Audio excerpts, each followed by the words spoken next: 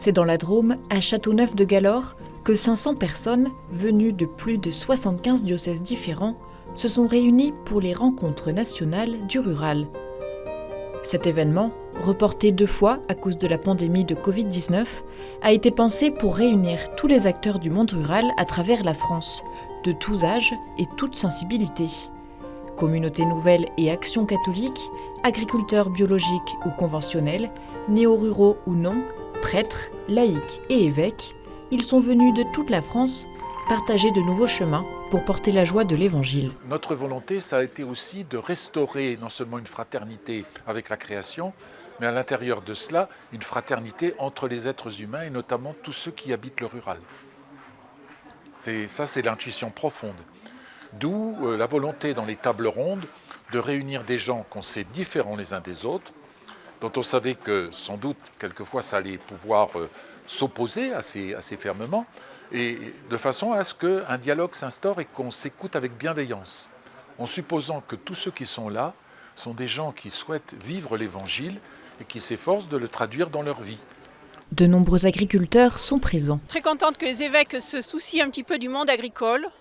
Voilà, parce qu'on est un petit peu les enfants pauvres de la société. Il y en a d'autres, mais voilà, on se sent parfois un petit peu seul sur nos exploitations, délaissés, pas forcément compris. Moi, j'ai entendu que la proposition, c'est de communiquer, certes, mais surtout de passer du temps avec les gens qui sont différents, qui cultivent différemment ou qui ne connaissent pas l'agriculture, qui les questionnent sur leurs pratiques, qui sont inquiets de leurs pratiques, passer du temps avec eux, faire montre de pédagogie, expliquer, avoir des moments de convivialité, fêter les temps, fêter les moments de la vie à la campagne. En un mot, c'est peut-être rejoindre le projet de Terre d'Espérance, faire grandir la fraternité. Les questions agricoles ne sont pas les seules à être abordées pendant ces 3 jours. Vitalité des communautés chrétiennes, écologie, jeunesse et foi, recherche spirituelle, animation du rural. L'idée est de se retrouver ensemble pour travailler sur des thèmes concrets et réfléchir à de nouvelles manières d'évangéliser les campagnes. Ateliers et tables rondes, mais aussi temps plus informels, permettent aux participants d'échanger ou de débattre, et parfois de partager leurs difficultés. Ce que j'y attends, c'est de rencontrer des gens qui vivent les mêmes réalités que nous et qui voient leur paroisse parfois s'amenuiser, perdre leur force et se dire comment on fait pour rebondir, comment on fait pour quand même vivre sa foi dans des petits villages. Nous avons la chance d'avoir des prêtres, mais qui vivent loin de chez nous, à 30 km. C'est difficile pour eux d'être à toutes les réunions de préparation de célébration, de rencontres de groupe pour les futurs mariés, les baptisés. Les laïcs doivent se prendre beaucoup en charge et parfois prendre en charge aussi des choses auxquelles ils n'étaient pas habitués. L'une des tables rondes est centrée sur le dynamisme des communautés chrétiennes dans ces zones rurales.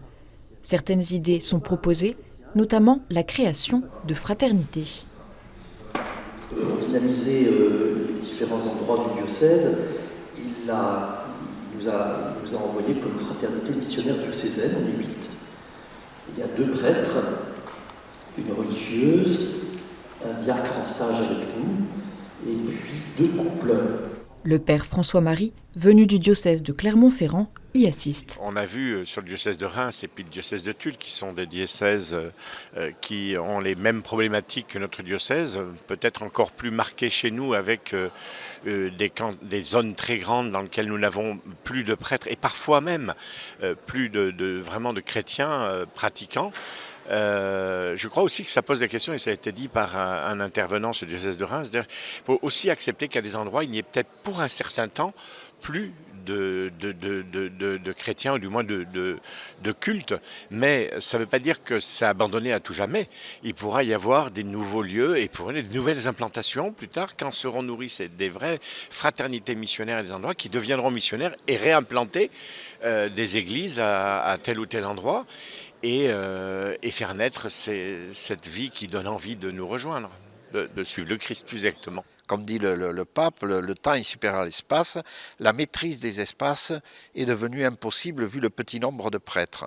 Alors, est-ce qu'il faut continuer comme ça? Mais jusqu'où ça ira? Vous voyez, ceux qui avaient fait, par exemple, les créations de nouvelles paroisses, Bien, à un moment donné, ils se sont aperçus qu'ils n'avaient plus de prêtres à mettre, même dans ces paroisses qui étaient en nombre moins important. Donc nous, on a choisi un peu une manière différente. On a dit changeons le paradigme, on crée les fraternités de prêtres, c'est un soutien pour les prêtres, ils ne sont pas seuls, et puis ils vont vers les communautés. Alors il y a un ministère un peu d'itinérance, même si ce n'est pas quand même comme en Afrique ou en Amérique latine. Autre initiative pour soutenir l'évangélisation en milieu rural, les WEMS, c'est-à-dire les week-ends mission, prière, service.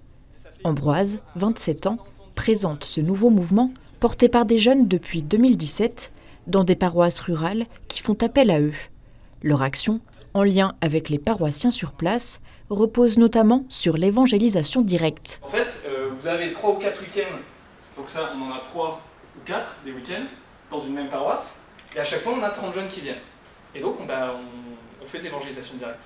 C'est-à-dire qu'on dit bonjour, on vient au nom de la paroisse, Notre-Dame de l'Alliance. Est-ce que vous savez que votre église est ouverte? C'est pas une proposition des jeunes qui viendront dire c'est comme ça qu'il faut faire, c'est un porte-voix, c'est une sorte de force de frappe pour mettre en avant des choses qui existent déjà dans une paroisse. Nous, dans nos villages, on n'a pas d'université à moins de 50 ou 100 km. Il y a très peu de jeunes finalement, ils rentrent pas souvent le week-end. Comment est-ce qu'on peut en mobiliser sur nos paroisses? Un des constats que tirent beaucoup de personnes aujourd'hui, c'est de se dire que le milieu rural est un peu déserté. On entend souvent qu'il n'y a plus de jeunes, que la population est vieillissante. C'est sans doute un constat qui est juste. Mais en fait, pour que ça reste, que ça demeure un lieu vivant et que ça porte du fruit, il faut qu'avec les vivants sur place, il y ait du lien. Et en fait, pour créer du lien sur ces paroisses, pour créer du lien dans le milieu rural, je pense que l'Église a une place à tenir. Et l'évangélisation, elle est justement là pour créer ce lien entre les vivants. C'est très très intéressant et ça me donne très envie de les recontacter parce qu'on a des villages assez déchristianisés et ça me ferait très plaisir qu'ils puissent venir chez nous. Tout au long du week-end, les participants ont pu ainsi échanger des idées et s'inspirer mutuellement. On peut être chauvin dans nos zones rurales, mais nous ne sommes pas que chauvins. On vient piquer un petit peu, entre guillemets, piquer, c'est un bien grand mot. Des idées, piquer les pour idées, essayer de dynamiser, pour essayer de dynamiser un petit peu ce qu'il est possible de faire. Par là, j'ai repéré, vous voyez, comme on a ici Café Rencontre de village, Café Cosette, pour essayer de rassembler un peu les personnes. C'est ce que je souhaiterais, moi, dans mon secteur, réunir des personnes de tous bords. C'est ce qui manque un peu dans nos zones rurales, en fait. On n'a pas de lieu de rencontre. Et rejoindre des personnes qui sont seules.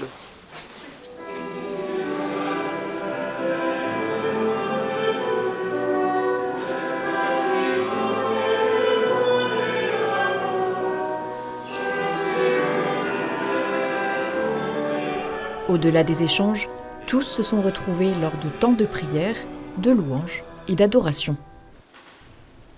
Ce rassemblement, voulu par les évêques de France depuis 2017, se conclut par la messe. Merci au Seigneur, merci à chacun d'entre vous. Et puis voilà, maintenant l'avenir est devant nous et nous appartient à chacun d'entre nous de prendre la mesure de ce que nous avons vécu et de lui faire porter beaucoup de fruits.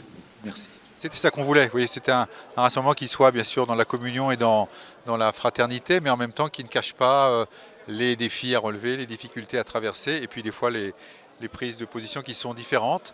Donc tout ça a été vécu dans une belle communion et finalement c'est un beau visage d'église que nous avons donné pendant 3 jours. Après ces 3 jours passés ensemble, tous sont invités à partager au niveau de leur diocèse ou de leur province ce qu'ils ont reçu pendant ce rassemblement inédit. Il reste à poursuivre le travail en profondeur pour continuer à porter la joie de l'Évangile dans des territoires ruraux aux réalités diverses.